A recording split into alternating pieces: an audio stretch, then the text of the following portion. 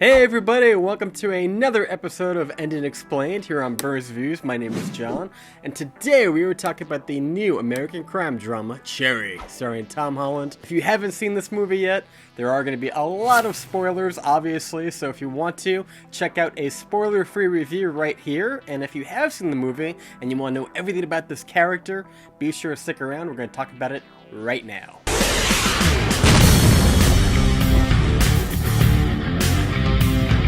Alright, so when I walked out of the movie Cherry, I had a lot of questions like, how much of this movie is actually true? Whatever happened to Black Mass? Did he get ratted out by Cherry? Did he ever go to jail? Are any of these characters actually real? What is Cherry up to these days? Did he ever relapse? Did he get a job? Is he still in jail? Is he dead? I have questions. Let's break them down. Now when breaking down Cherry, you have to look at it from three different point of views. You have the movie, you have the book, and you have the real guy who wrote the book. All of which have many variations from one another. Let's see how the book compares to the movie. In the movie, we see Tom Holland working in a restaurant while he's in college. However, in the movie, his family is pretty wealthy, and he actually works in a shoe shop, which is so random. He still sells drugs to make money on the side, but he pretty much flunks out of college pretty early, which I don't think the movie really touches on. Also in the book, while in basic training, there's a subplot of both Cherry and Emily resisting the urge to cheat on one another. There's a character named Harlow that makes multiple advances at Cherry, and he turns them all down. In the film, the two leads marry because they are truly in love, and he's leaving for boot camp. In the book, however, it's far less romantic. It's not a romantic gesture that they do out of love. They do it because, one, it's gonna boost up Cherry's salary, and two, because Emily wants to be on his insurance. She even says, as soon as you're done with your military service, we're getting a divorce, which is not nearly as romantic as the movie. In the movie, when Cherry comes home, his PTSD leads him to start taking drugs. However, in the book version, Cherry starts taking drugs while he's in Iraq. The protagonist begins to cultivate a drug habit in order to cope with the stress. His fellow soldiers, which again in the movie are pretty rambunctious, have set up a secret supply chain of drugs shipped in from America. In the movie, Cherry's fellow army buddies are brainwashed into being overly aggressive and murder-hungry. And this is further explored in the book when the platoon find a dog, bring it back to base, but then eventually shoot and kill the dog, leaving Cherry to feel a very deep sense of remorse. In the movie, when Cherry comes back, Emily is there to meet him. In the book, she is not there, and Cherry later finds out that she has been unfaithful to Cherry, so he goes to New York and they formally get a divorce just like she wanted, while still remaining in a relationship. The army does enlist him in the National Guard, but he doesn't take it seriously. Cherry then decides to start dating a 17-year-old girl named Zoe, leading Emily to break up with him. He breaks up with the jailbait girl, and then he starts dating a 19-year-old girl named Libby, who Cherry eventually asks if she will choke him to death. She does try to choke him, but he instinctively pushes her off, saying that this was a test and you failed. Further reminding the audience reading that Cherry is pretty aimless and non-committal to both his relationships and any aim that he has in his overall life. Much of the book and the film is the same after this. For 4 months, Cherry robs banks to pay for his addiction and seems to be able to get away with it pretty easily despite numerous times showing his face on security cameras, something that the real Nico Walker did in real life. Now, as far as the ending, in the movie, the film ends like this. Cherry is in deep with a drug dealer named Black. Black threatens to kill him and Emily if he doesn't do another bank robbery.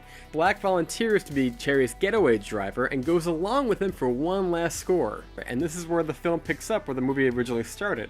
Cherry robs the place, but knowing that he will never truly be able to save himself or Emily from his drug addiction and from Black, he decides to take off his mask, tells the bank teller to ring the alarm, and gives all the money to Black before sitting in the street. He shoots up one last time, the cops show up, they arrest him.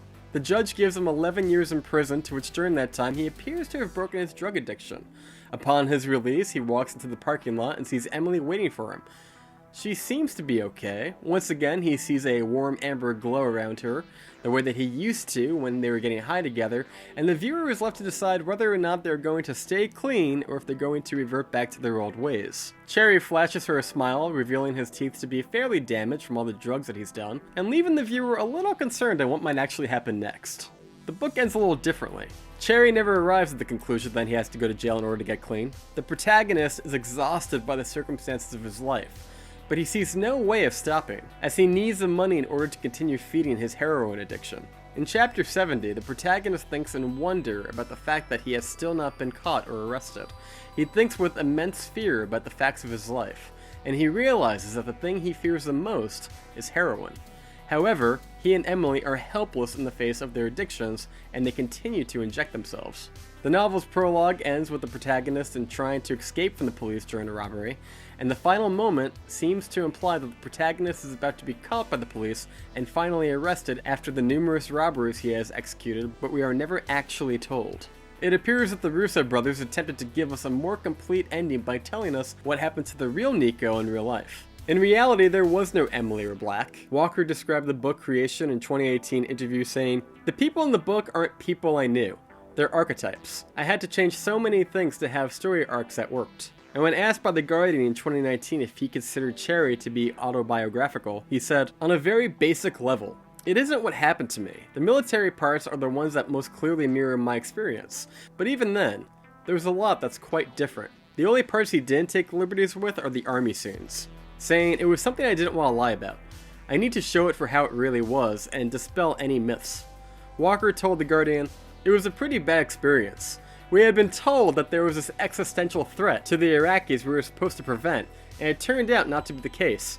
Going there, you find out that you're the problem. It seemed like we were trying to provoke as much fighting as we could." So, in short, the film is an adaptation of the novel with bits of Walker's life sprinkled into the end. And while there is no Emily, in August of 2020, Interview magazine reported Walker had married Rachel White.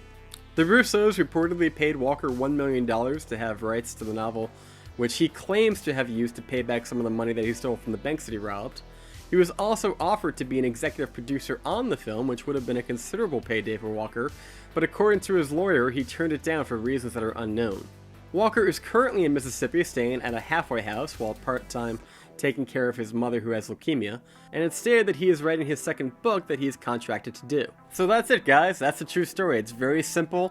This is basically just his idea of what an exaggerated version of his life would be like. You know, certain things did happen. He did rob 10 banks, he did serve in the military and see the ugly side of it, and I imagine that he probably had a rocky love life with different ladies that also had drug problems. He never actually goes into it. But what do you think happened to Tom Holland's character at the end of Cherry? Be sure to comment down below. Do you think he turned the corner? Do you think they went back into rehab? Do you think they went back into drug abuse? Do you think maybe they robbed more banks like Bonnie and Clyde?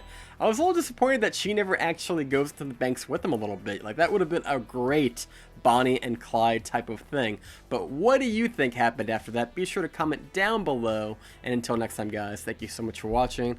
Be sure to subscribe to get videos just like this. I've been John, you've been Burned, and we will see you next time.